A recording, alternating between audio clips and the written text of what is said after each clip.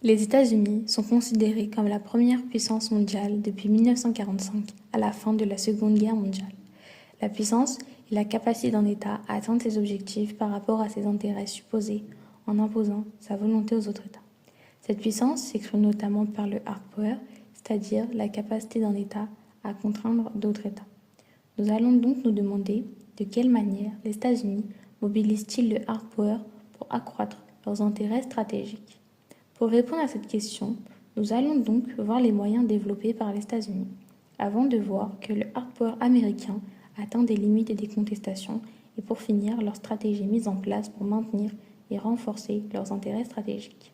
Les États-Unis utilisent avant tout leur puissance militaire et économique qui constitue le cœur de leur hard power. Ils possèdent le budget militaire le plus élevé au monde avec 962 milliards de dollars en 2025, ce qui leur permet d'avoir une armée nombreuse et extrêmement bien équipée, mais également un avantage stratégique majeur dans le domaine des drones, de la cybersécurité, des missiles et de l'arme nucléaire. Les États-Unis assurent donc leur dissuasion face aux grandes puissances et protègent leurs intérêts stratégiques.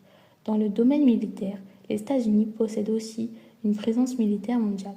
Ils disposent de centaines de bases militaires dans de nombreux continents, tels que l'Europe, l'Afrique et l'Asie.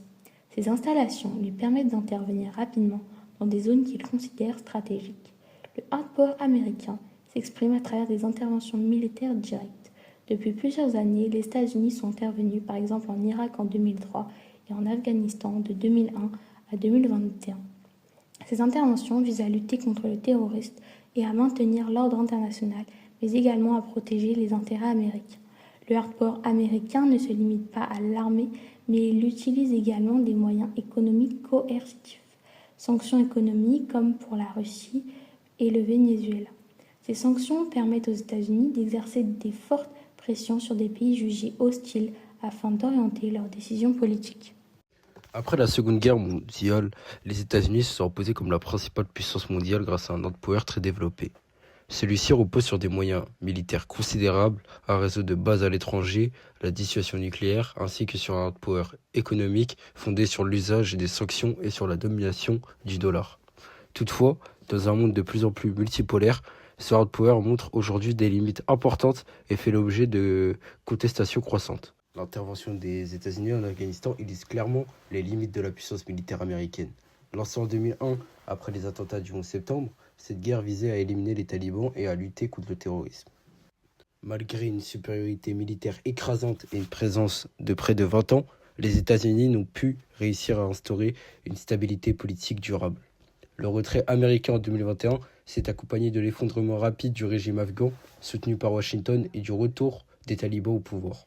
Cet échec montre que le hard power militaire, même massif, ne permet pas toujours d'imposer un modèle politique ou de contrôler durablement un territoire.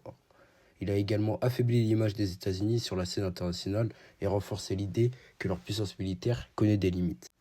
Le hard power américain est également contesté par la montée en puissance de nouveaux acteurs, en particulier la Chine. Celle-ci développe rapidement ses capacités militaires et remet en cause la suprématie américaine, notamment en Asie-Pacifique. En mer de Chine méridionale, les États-Unis tentent de maintenir leur influence et la liberté de navigation face à une Chine de plus en plus affirmée. Cette situation montre que les États-Unis ne peuvent plus imposer seuls leur puissance militaire dans toutes les régions du monde. La concurrence avec la Chine relève les limites du hard power américain dans un monde désormais multipolaire où plusieurs puissances sont capables de rivaliser entre elles. Enfin, les États-Unis utilisent largement les sanctions économiques comme un instrument de hard power afin de faire pression sur d'autres États sans recourir à la force militaire. Grâce à la domination du dollar et à leur influence sur le système financier international, ils disposent d'un levier puissant. Cependant, l'usage répété de ces sanctions montre aujourd'hui des limites. À force d'être utilisées, les sanctions américaines perdent en efficacité. Certains États cherchent à réduire leur dépendance à l'économie américaine et à contourner les mesures imposées par la Maison-Blanche. Cette situation affaiblit progressivement la capacité des États-Unis à imposer leur volonté par la seule contrainte économique et contribue à la remise en cause de leur leadership mondial. Les États-Unis emploient de nombreuses stratégies afin de rester la première puissance mondiale. Les États-Unis cherchent à moderniser leur hard power. Ils investissent massivement dans de nouvelles technologies militaires comme l'intelligence artificielle, les drones et les matériaux autonomes. Cette modernisation cherche à garder la supériorité qu'ils ont acquis face à la Chine et la Russie. Les États-Unis emploient une nouvelle forme de coercition, comme l'envoi de frappes ciblées sur la Syrie en 2025 et 2026. Ces stratégies leur donnent l'occasion de limiter leur engagement militaire direct tout en continuant d'exercer une pression percutante.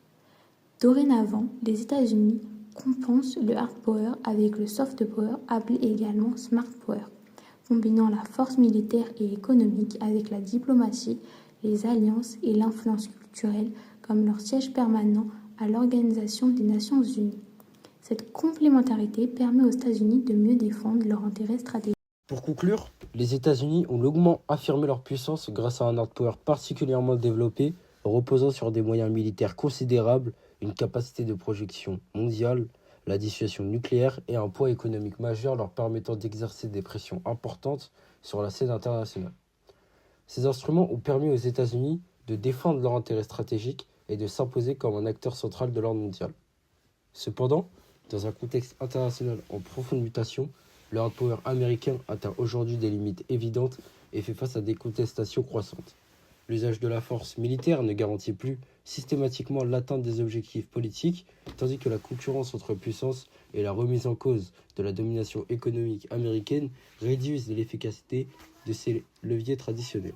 Le hard power apparaît ainsi insuffisant pour répondre seul aux enjeux contemporains.